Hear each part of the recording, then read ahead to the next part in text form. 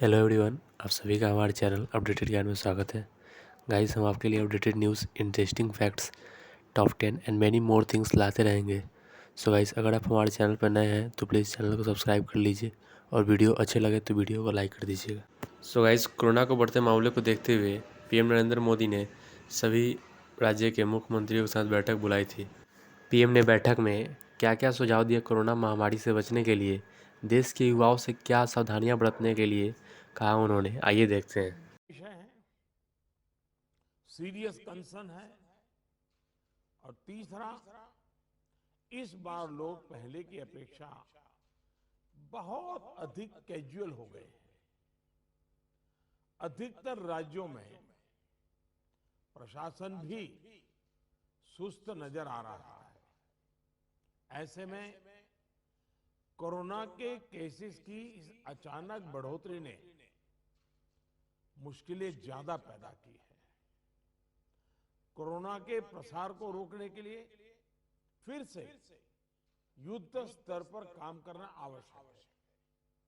साथियों, इन तमाम चुनौतियों के बावजूद हमारे पास पहले की अपेक्षा बेहतर अनुभव है, पहले की अपेक्षा अच्छे संसाधन है और अब एक वैक्सीन भी हमारे पास है।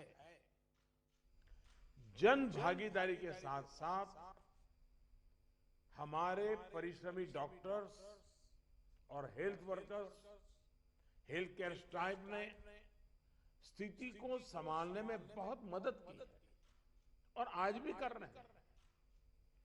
आप सभी में अपने पहले के अनुभवों का प्रभावी ढंग से उपयोग अपेक्षित है। अब आप कल्पना कीजिए कि गत वर्ष इन दिनों में हमारे हाल क्या थे। हमारे पास टेस्टिंग लैब नहीं थे, इवन मास्क कहां से मिलेगा ये भी एक चिंता का विषय था, पीपी किट नहीं था। और उस समय हमारे लिए बचने का एकमात्र साधन बचा था लॉकडाउन, ताकि हम व्यवस्थाओं को एकदम से जितना तेजी से बढ़ा सके और वो हमारी स्ट्रेटेजी काम आई। हम व्यवस्थाओं को बना सके, संसाधन खड़े कर पाए, हमारी अपनी कैपेबिलिटी बढ़ाई, दुनिया से जहां से प्राप्त कर सकते कर पाए और लॉकडाउन के समय का हमने उपयोग किया। लेकिन आज जो स्थिति है, आज जब हमारे पास सब संसाधन है, तो हमारा बल, और ये हमारे गवर्नेंस की कसौटी है, हमारा बल माइक्रो कंटेनमेंट जोन पर होना चाहिए। छोटे छोटे कंटेनमेंट जोन पे सबसे ज्यादा होना चाहिए। जहां पर रात्रि कर्फ्यू का प्रयोग हो रहा है, वहां मेरा आग्रह है कि उसके लिए शब्द प्रयोग हमेशा करें, कोरोना कर्फ्यू, ताकि कोरोना के प्रति एक सजगता बनी रहे। कुछ लोग ये इंटेलेक्चुअल डिबेट करते हैं कि क्या कोरोना रात को ही आता है। हकीकत में दुनिया ने भी ये रात्रि कर्फ्यू के प्रयोग को स्वीकार किया है, क्योंकि हर व्यक्ति को कर्फ्यू समय होता है तो याद आता है कि हाँ, मैं कोरोना काल में जी रहा हूं और बाकी जीवन व्यवस्थाओं को कम से कम प्रभाव होता है। हाँ, अच्छा होगा कि हम कोरोना कर्फ्यू रात को 9 बजे शुरू करें या रात को 10 बजे शुरू करें और सुबह 5-6 बजे तक चलाएं, ताकि बाकी व्यवस्थाओं को प्रभाव ज्यादा न हो। और इसलिए उसको कोरोना कर्फ्यू के नाम से ही प्रचलित करें। और कोरोना कर्फ्यू एक प्रकार से लोगों को एजुकेट करने के लिए काम आ रहा है, अवेयरनेस के लिए काम आ रहा है, तो हमने इसके तरफ ध्यान देने के। लेकिन मैंने पहले कहा, अब हमारे पास व्यवस्था इतनी हो चुकी है, माइक्रो कंटेनमेंट जोन, उसी पर बल दीजिए, आपको अच्छे परिणाम मिलेंगे। हाँ, उसमें जरा सरकार को थोड़ी मेहनत ज्यादा पड़ती है, गवर्नेंस को टाइट रखना पड़ता है, हर चीज को माइन्यूटली ऑब्जर्व करना पड़ता है, लेकिन ये मेहनत रंग लाएगी, ये मुझ पर विश्वास कीजिए। दूसरी बात है, हमने पिछली बार कोविड का आंकड़ा 10 लाख एक्टिव केसेस से 1.25 लाख तक नीचे लाकर दिखा दिया था। ये जिस रणनीति पर चलते हुए संभव हुआ, वो आज भी उतने ही सटीक है। और मजा देखिए, उस समय सफलता हम ही लोगों ने पाई थी। तब संसाधन भी कम थे। आज तो संसाधन ज्यादा है और अनुभव भी ज्यादा है, और इसलिए हम इस पीक को बहुत तेजी से नीचे ला सकते हैं, पीक को ऊपर जाते रोक भी सकते हैं। और अनुभव कहता है कि test, track, treat, COVID appropriate behaviour और कोविड मैनेजमेंट, इन्हीं चीजों पर हमें बल देना है। और आप देखिए, अब एक विषय ऐसा आया है, मैं आप सभी मुख्यमंत्रियों से आग्रह करता हूं कि आप अपने राज्य की मशीनरी के द्वारा थोड़ा अगर एनालिसिस करें, सर्वे करें, और एक सवाल का जवाब हमें मिल सकता है क्या, मैं इसको सवाल के रूप में कह रहा हूं। होता क्या है कि इन दिनों कोरोना में, ये थोड़ा वेरिफिकेशन का विषय है, लेकिन आप भी उसको राज्य में करवा सकते हैं। पहले कोरोना के समय क्या होता था, हल्के फुल्के सिम्टम्स भी लोग डर जाते थे, तो तुरंत एक्शन लेते थे।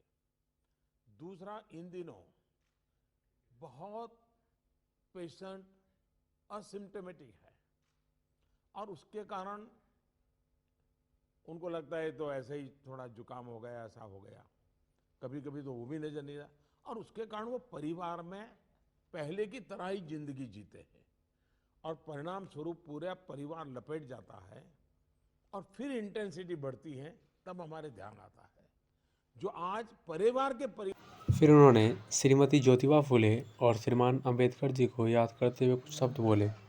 कभी कभी वातावरण बदलने के लिए चीजें बहुत काम आती हैं। 11 अप्रैल ज्योतिबा फुले जी की जन्म जयंती है और 14 अप्रैल बाबा साहब आम्बेडकर जी की जन्म जयंती है। क्या हम 11 अप्रैल से 14 अप्रैल पूरे अपने राज्य में टीका उत्सव मना सकते हैं? एक पूरा वातावरण क्रिएट कर सकते हैं टीका उत्सव का। एक विशेष अभियान चलाकर हम ज्यादा से ज्यादा एलिजिबल लोगों को वैक्सीनेट करें, जीरो वेस्टेज तय करें हम कि इन 4 दिन जो है टीका उत्सव में जीरो वेस्टेज होगा। वो भी हमारी वैक्सीनेशन कैपेसिटी को बढ़ा देगा। हमारी वैक्सीनेशन कैपेसिटी का ऑप्टिमम यूटिलाइजेशन ये हम लोग करें।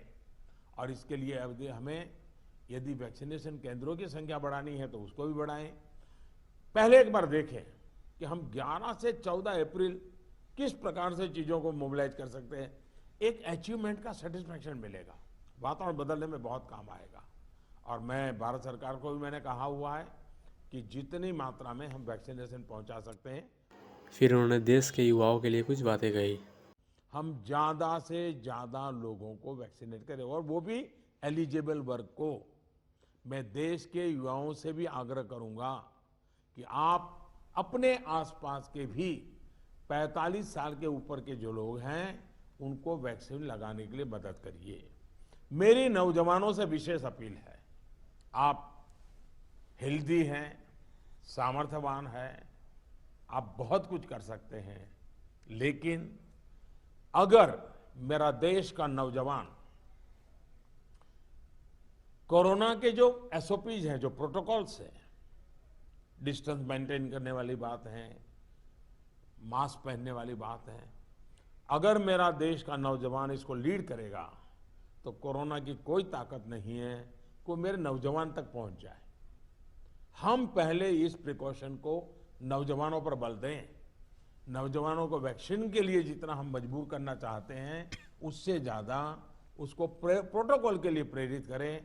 अगर हमारा नौजवान इसको बीड़ा उठा लेगा, खुद भी प्रोटोकॉल का पालन करेगा, औरों से भी करवाएगा, तो आप देखिए वही स्थिति जैसे हम एक बार पीक पर जाकर के नीचे आए थे, दोबारा हम आ सकते हैं। इस विश्वास के साथ हम आगे चल सकते हैं। सरकार ने एक डिजिटल व्यवस्था बनाई है जिससे लोगों को वैक्सीन में मदद मिल रही है, और बहुत अच्छा अनुभव सब लोग लिखते भी हैं कि भाई मुझे बहुत अच्छा अनुभव रहा। लेकिन इस डिजिटल व्यवस्था से जुड़ने में जैसे भी परेशानी आ रही है, जैसे गरीब परिवार हैं उनके लिए टेक्नोलॉजी का समझ नहीं है। मैं नौजवानों से कहूँगा, ऐसे परिवारों को मदद करने के लिए आप आगे आइए। हमारे एनसीसी हो, हमारे एनएसएस हो, ये हमारे राज्य के जो सरकार की व्यवस्थाएं हैं, उनको हम काम में लगाएं ताकि लोगों को थोड़ी मदद मिले।